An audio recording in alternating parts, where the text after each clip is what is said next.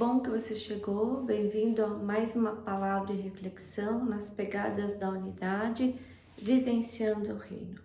Meu nome é Elaine e eu vim conversar um pouco sobre os nossos dias, sobre os dias que virão, sobre a nossa maneira de viver até que Jesus Cristo volte, se assente no trono a partir de Sião, reine sobre Israel, reine sobre as nações, num reino onde nós teremos justiça e paz. Então, para isso eu gostaria de contextualizar, para começar a nossa conversa. Bom, primeiro nos lembrando qual é o propósito de Deus. O propósito de Deus é ter comunhão eterna conosco, seus filhos e filhas. E nós fomos criados para refletir o seu caráter, a sua imagem e semelhança, para sermos amados por Ele e para amá-lo também. Eu gostaria de ler uma passagem bíblica que está em Efésios, capítulo 1, versos 9, 10 e 12. E nos revelou o mistério da sua vontade, de acordo com o seu bom propósito que Ele estabeleceu em Cristo. Isto é, de fazer convergir em Cristo todas as coisas celestiais ou terrenas, na dispensação da plenitude dos tempos, a fim de que nós, os que primeiro esperamos em Cristo, sejamos para o louvor da sua glória. Ou seja, eu falei tudo isso para que isso nos dê esperança. Isso deve ser a nossa verdadeira motivação, né? De querer viver eternamente com Deus, de querer amá-lo, servi-lo, se aproximar dele, conhecê-lo e ser conhecido dele, né? Então nos lembremos, Jesus vai voltar e nós estaremos com ele neste reino, né? E daqui até a plenitude dos tempos, até que este dia chegue, o que nós, seus filhos e filhas, poderemos fazer, né? Então eu queria falar um pouco sobre contribuição, sobre colaboração, sobre servir, né? Foi para isso que nós fomos chamados. E tendo esta motivação de agradá-lo, gente, tem muita oportunidade. Ultimamente me saltou aos olhos, lendo a palavra de Deus, muitas oportunidades que foram dadas e têm sido dadas nessa direção. Gostaria muito de falar sobre os anônimos, que têm colaborado muito para trazer, para preparar o caminho, né, de volta, para que Jesus volte, que colabore e contribui com o reino de uma maneira muito dedicada, né? Mas esses anônimos são conhecidos só no coração do Pai. Então eu vou falar um pouco dos anônimos já revelados, vamos dizer assim, né? E desta vez eu vou colocar um foco, uma lanterna, um olhar em toda sorte de contribuição, não só aquela de expressão litúrgica bem conhecida de todos nós, tá? Que é a palavra, o louvor e a oração.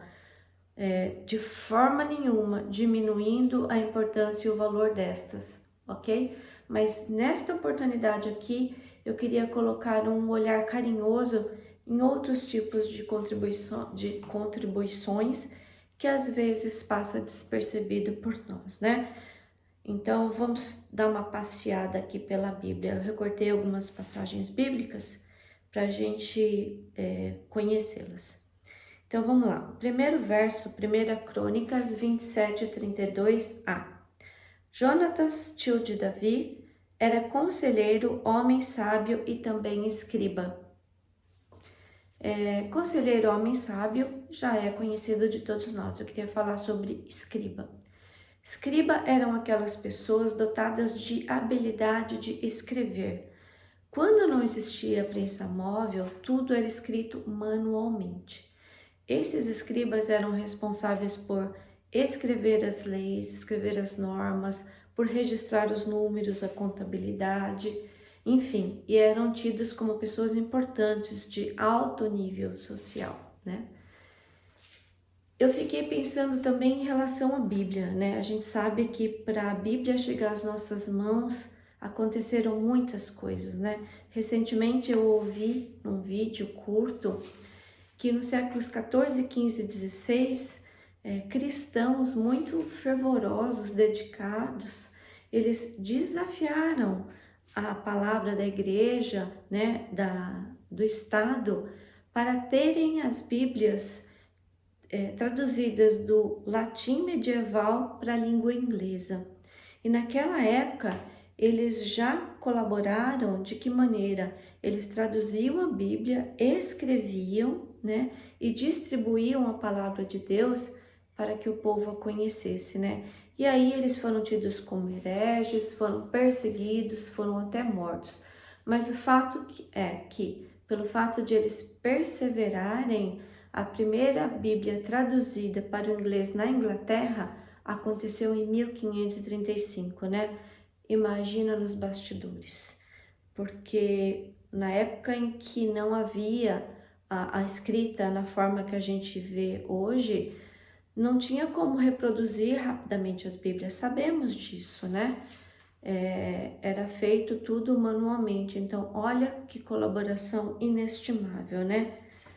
Continuando, paternidade, eu vi um versículo curtinho que me chamou a atenção, falei, olha a paternidade aqui, né? Paternidade nada mais é do que exercer o discipulado, acompanhar alguém, cuidar desta pessoa, apresentar o amor de Deus dessa pessoa, ajudá-la no desenvolvimento, nas suas necessidades, principalmente espirituais, né? E aqui em 1 Crônicas 27, 32b, Jeiel, filho de Aquimone, cuidava dos filhos do rei. Olha que colaboração inestimável, né? Caminhando. Êxodo 35, 34, a arte de ensinar. E concedeu tanto a ele como a Oliabe, filho de Aizamaque, da tribo de Dan, a habilidade de ensinar aos outros, né? Em Êxodo 31, 6, além disso, designei a Oliabe, filho de Aizamaque, da tribo de Dan, para auxiliá-lo. Também capacitei todos os artesãos para que executem tudo o que ordenei. Aqui no caso foi na época do tabernáculo, né? Aqui fala sobre Bezaleel. Bezaleel foi dotado de toda sorte de habilidade, destreza para ser um excelente artesão, esculpir, criar. Ele tinha habilidade com marcenaria e não só Deus o encheu com seu espírito, mas também deu essa habilidade. E ele colaborou muito para a construção, né, do tabernáculo, e não só colaborou com a habilidade que Deus tinha dado para ele, como ele também compartilhou, né, ensinou, né? Então, não basta só nós termos habilidade, principalmente nós mulheres, né? Temos uma capacidade de inspirar, de influenciar, de ensinar, assim como os homens também têm, mas o que nós somos e temos é para compartilhar, né? Não basta só eu saber, o compartilhar ou ensinar, ele é muito importante para acelerar a distribuição dos talentos que Deus dá para os seus filhos e filhas. Bem interessante mesmo, né? Caminhando, uma outra forma de colaborar, muito conhecida de todos nós, né? Abrir sua casa para proporcionar comunhão com os irmãos na presença de Jesus.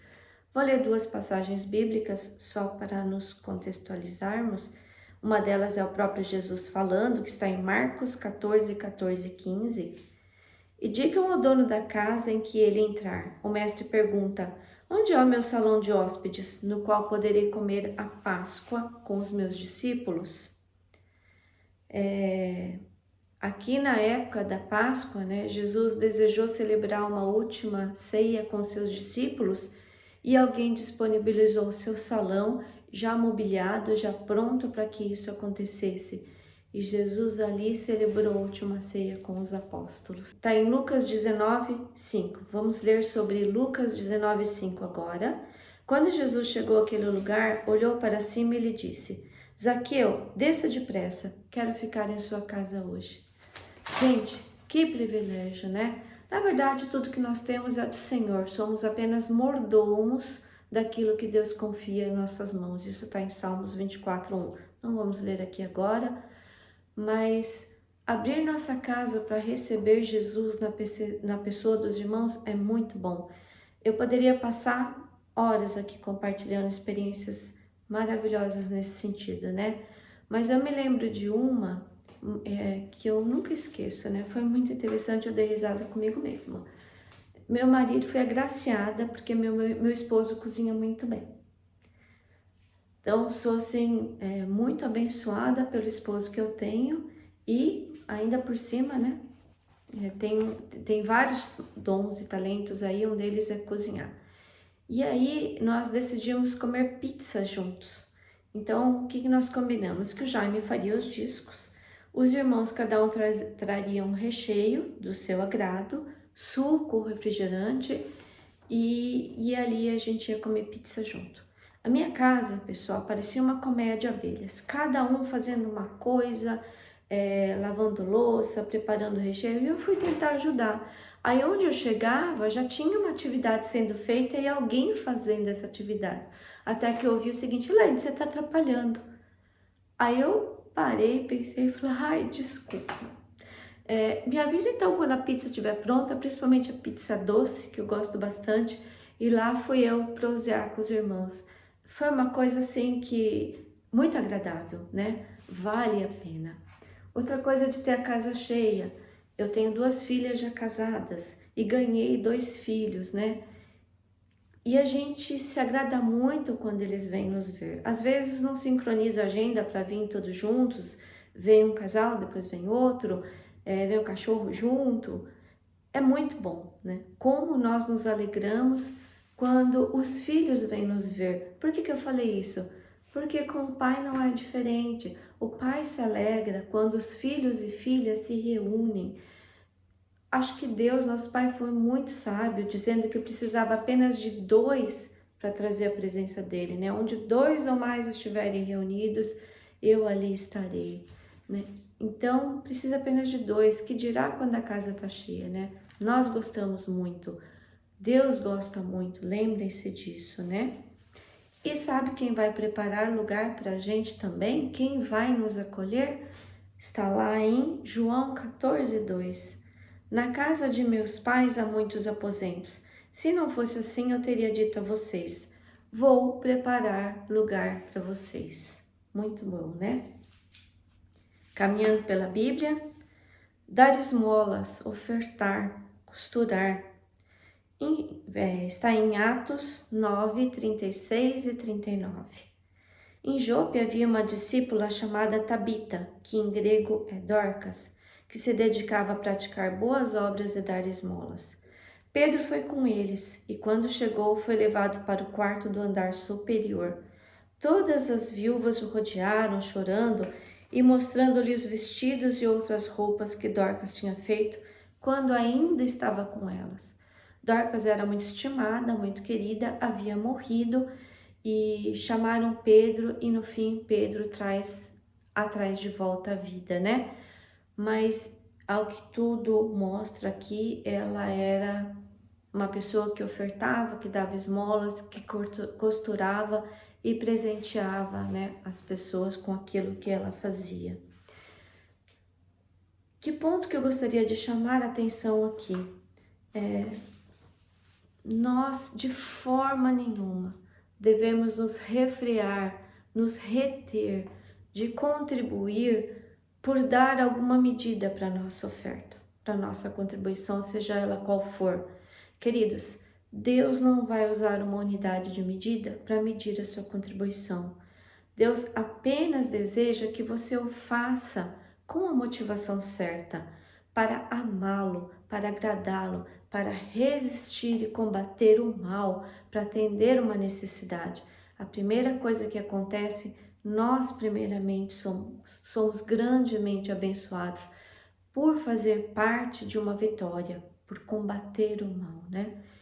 E Deus se alegra com isso. E nós sabemos que a Bíblia diz que a alegria do Senhor é a nossa força. E gostaria de ler uma historinha. Imagina os anônimos que tem por aí que não se importam com a oferta dada, né? Lendo na Bíblia, o próprio Jesus ressaltou isso. Olha aqui esse versículo conhecido de todos nós, né? Marcos 12, 43. Chamando a si os discípulos, Jesus declarou: afirmo que esta viúva pobre colocou na caixinha de ofertas mais do que todos os outros. Gente, a gente sabe que essa viúva colocou uma moedinha no gasofilácio.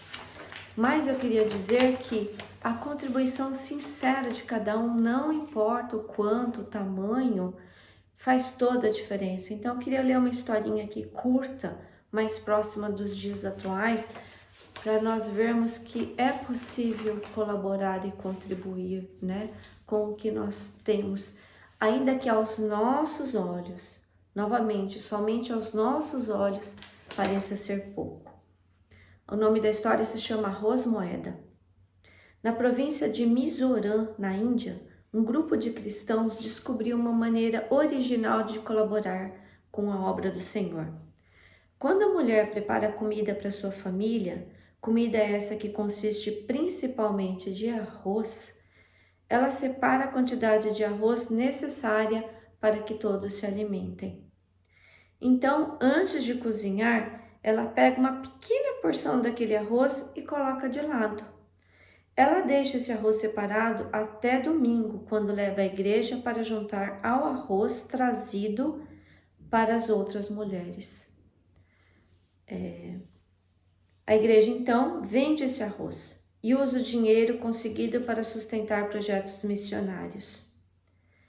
Um dos itens comprados foi um computador que está sendo usado para ajudar os misos a terminarem uma tradução da Bíblia na sua língua. Olha que interessante, gente. Imagino que para eles tudo é racionado, mas isso não foi restrição para eles colaborarem com o reino de Deus. Muito interessante. Continuando, lembram-se de Raabe? Então, ela era uma prostituta, mas ela teve fé e se aproximou do Senhor Jesus. Isso é interessante, eu queria falar para vocês também o seguinte, né? É Deus que nos atrai para o Senhor Jesus. Isso está lá em João 6, 44. E em João 6,37 diz o seguinte: jamais lançarei fora aqueles que vierem até mim. Deus não rejeita a ninguém. E ainda diz mais: e eu o ressuscitarei no último dia. Aqui é uma prova contundente disso. Essa mulher se aproximou de Deus, se aproximou e Deus não a rejeitou. Pelo contrário, ela foi até incluída na linhagem de Jesus. Não vamos ler aqui, Salmos 87,4, Mateus 1,5 fala sobre a prostituta Raabe. E o versículo que eu gostaria de compartilhar com vocês está em Josué 6,25, diz assim: e Josué poupou a prostituta Raabe, a sua família e todos os seus pertences, pois ela escondeu os homens que Josué tinha enviado a Jericó como espiões. E Raabe vive entre os israelitas até hoje.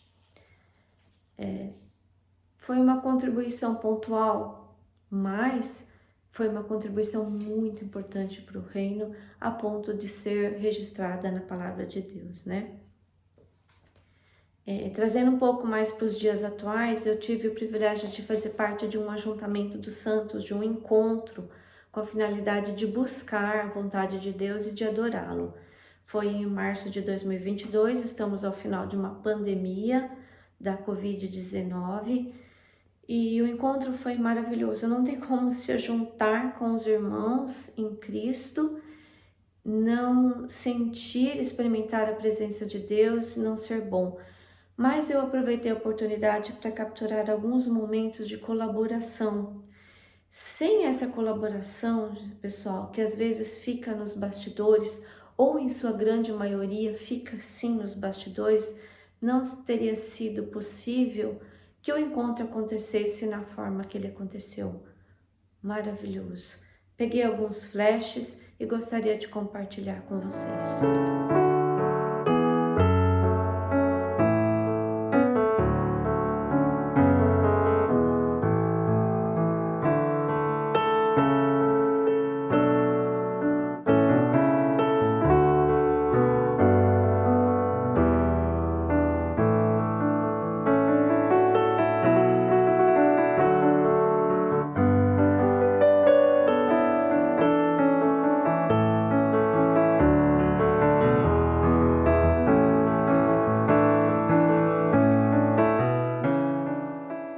Bom, a plenitude dos tempos acontecerá quando o plano maior estiver pronto. Com tudo isso, lembre-se, o plano de Deus, a volta de Jesus, o reino que será estabelecido, pode ser comparado a um grande quebra-cabeça. E nós somos as pecinhas deste quebra-cabeça, onde Deus nos posiciona estrategicamente para compor este plano. A sua pecinha não pode ficar de fora, ou seja, nós não podemos salvar o mundo. Deus já fez isso através de Jesus Cristo, né? Nós não podemos resolver todos os problemas que estão por aí, mas nós podemos dar atenção para aquela necessidade, para aquela demanda que surge e que cruzou o nosso caminho. Essa necessidade, essa demanda, nós podemos atender com excelência, com amor, com comprometimento. Deixe Deus te ver como uma pessoa disposta e disponível para a obra dele. Deus vai te habilitar, vai te dar capacidade, destreza, dons, unção, insumos, recursos por causa do seu coração. Não se refreie de contribuir, ainda que seja um acender e apagar a luz. Não, é importante. Inclusive foi isso que me motivou a fazer esse vídeo, né? Eu fui ver um clipe de um louvor e estava escuro.